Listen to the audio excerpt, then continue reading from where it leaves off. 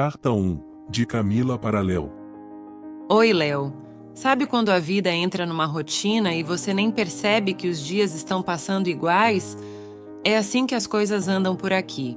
Cada manhã é uma cópia da anterior, sem muita coisa para destacar. A relação com o Marcos tá indo. Ele cuida de mim de um jeito todo dele, sabe como é. Sempre fui de prezar a minha liberdade, mas com o Marcos eu aceitei um carinho meio diferente. Ele é super protetor, às vezes até demais. Ele tem essa mania, todo dia antes de sair para o trabalho, de me deixar trancada aqui em casa. No começo, me sentia um pássaro numa gaiola, mas juro que agora não tem tanto peso. É como se fosse o jeito dele de dizer eu te amo, sabe? Mas não é nada demais, não. Conversamos sobre isso várias vezes. Ele diz que o mundo lá fora é cheio de ameaças e preocupações, e aqui dentro eu estaria sempre segura, longe de qualquer mal. De certa forma, é até doce pensar que ele considera nosso lar como um porto seguro para mim. A gente ri, a gente briga por besteira, como qualquer casal. Às vezes eu queria mais ar, mais espaço, mas depois a gente se entende. O Marcos tem dessas reservas, uns segredos que ele guarda só para ele, mas quem não tem, né? Não sei, às vezes parece que tem mais por trás das coisas que ele faz, mas ele me olha com aqueles olhos preocupados e eu acabo deixando para lá. Não quero questionar demais e acabar criando problema onde não tem. No fundo, é bom saber que ele se importa o suficiente para querer me proteger, mesmo que pareça que ele está exagerando de vez em quando. Enfim, queria só jogar um pouco de conversa fora mesmo. Diz como tá as coisas por aí? Precisamos marcar alguma coisa um dia desses para sair, tomar um café e falar das loucuras da vida. Beijos, Camila. Carta 2, de Camila para Léo. Oi, Léo. Preciso desabafar e você sempre foi de ouvir sem julgar. Lembra do Marcos? Aquele que eu dizia que tinha um jeito estranho de cuidar de mim, trancando a porta todo santo dia antes de ir trabalhar? Pois é, ele sofreu um acidente de carro e nunca mais voltou.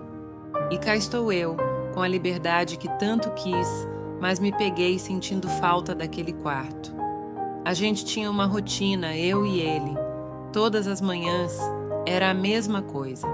Eu escutava ele girando a chave e cada passinho que ele dava para fora de casa era um lembrete de que eu estava presa de novo. Eu ficava lá, imaginando um monte de coisas, sonhando acordada com um pé na realidade. Depois daquela notícia, era para eu ter dado pulos de alegria, né? Mas o silêncio que o Marcos deixou era pesado, me sufocava. A chave não ia girar mais e eu estava para descobrir por que de verdade ele fazia o que fazia. Leo, você não vai acreditar, mas começaram a acontecer coisas bizarras aqui. Eu tô falando de ruídos que eu nunca tinha notado, vozes baixinhas, coisas mexendo onde não deveria ter nada mexendo. As paredes contavam histórias e o chão escondia segredos. Eu nunca tinha reparado direito, mas a gente nunca tá realmente só, tá? O Marco sabia disso. Ele tinha os seus motivos para me manter trancada e agora eu estava começando a ver o porquê. Nossa casa, que parecia tão familiar, tinha cantos que nem a luz do dia clareava. Numa dessas manhãs sozinha, eu criei coragem e fui atrás desses barulhos. E olha, o que eu achei me fez ter certeza de uma coisa. Eu preferia 1000 vezes ouvir o barulho da chave trancando a porta e os passos dele se afastando. Dá para entender isso? É loucura sentir saudade de estar presa? Mas é que agora o que me persegue não é um fantasma que eu posso ignorar. O verdadeiro perigo estava ali o tempo todo, escondido nas sombras, esperando o Marcos sair de cena. Então é isso, Léo. Nunca pensei que diria isso, mas tem dias que dar tudo para ter minha prisão de volta. Abraços, Camila. Carta 3, de Camila para Léo. Olá de novo, Léo. Não sei se esperava escrever outra vez, mas aqui estou. Da última vez que despejei meu coração para você, a coisa estava bem confusa. Acho que agora consigo juntar as peças do quebra-cabeça desse inferno que eu tô vivendo. Ou sobrevivendo. Lembra daqueles barulhos que eu te contei? De como eu achava que o Marcos mantinha algo sob controle aqui. Pois é, depois daquela manhã, as coisas ficaram mais claras e mais escuras ao mesmo tempo, se é que me entende. Eu tinha medo de explorar a casa, mas o que eu encontrei, olha, foi como se a realidade desse um tapa na minha cara. Era como se a casa tivesse criado vida própria sem o Marcos. Cada canto sussurrava alguma coisa, cada sombra dançava.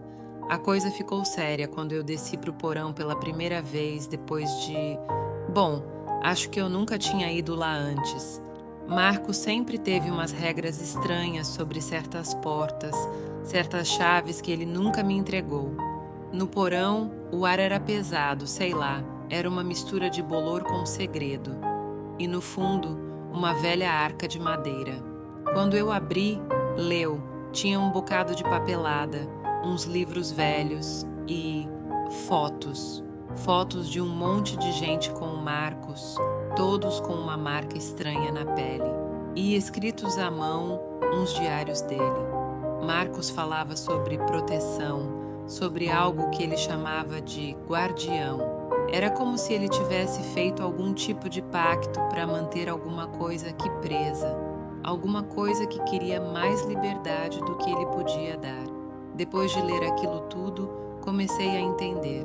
Os barulhos, as formas nas sombras. Não era nada que minha cabeça estava criando. Era real. E Marcos passou a vida dele lutando sozinho contra isso.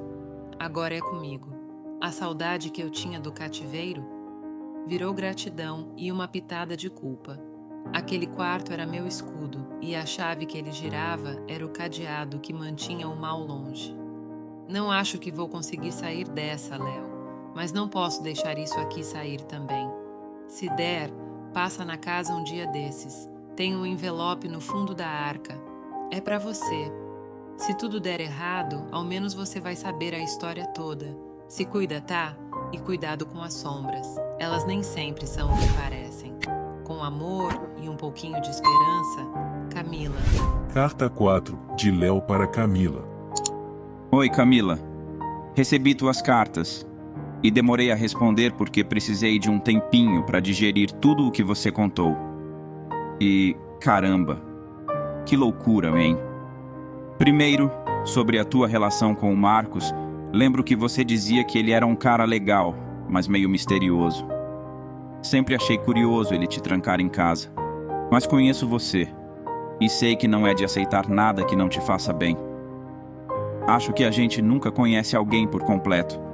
Sempre tem aquele lado escondido, os segredos que a gente guarda no fundo do armário.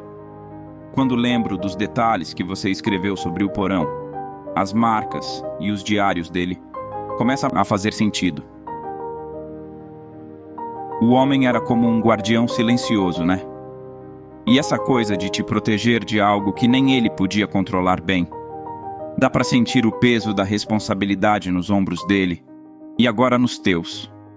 Eu imagino o medo que você sentiu, descobrindo que sua vida era um tipo de linha de frente contra algo que a maioria de nós nunca vai entender, muito menos ver.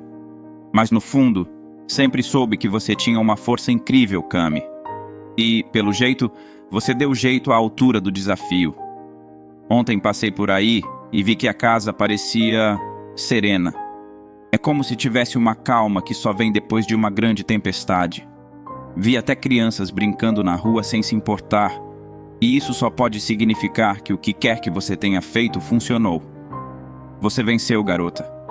A propósito, eu encontrei o envelope que você mencionou. Li cada palavra. E junto a tudo que tinha nos outros papéis, parece que a história toda se completou agora. Vou guardar isso comigo. Tá bem guardado. Você lutou uma batalha que poucos teriam coragem só de imaginar. E saiu vitoriosa. Isso é coisa de heroína. E ainda que o Marcos tenha iniciado tudo isso, no fim das contas, foi você quem selou a paz. Se tiver vontade de dar uma escapada dessa fortaleza, me avisa. Vamos tomar aquele café e rir de novo. Só que dessa vez, com um brilho diferente no olhar. E sim, Nada de falar de loucuras dessa vez. Só do futuro e de coisas boas que ainda estão por vir. Com admiração e todo o meu apoio, Léo.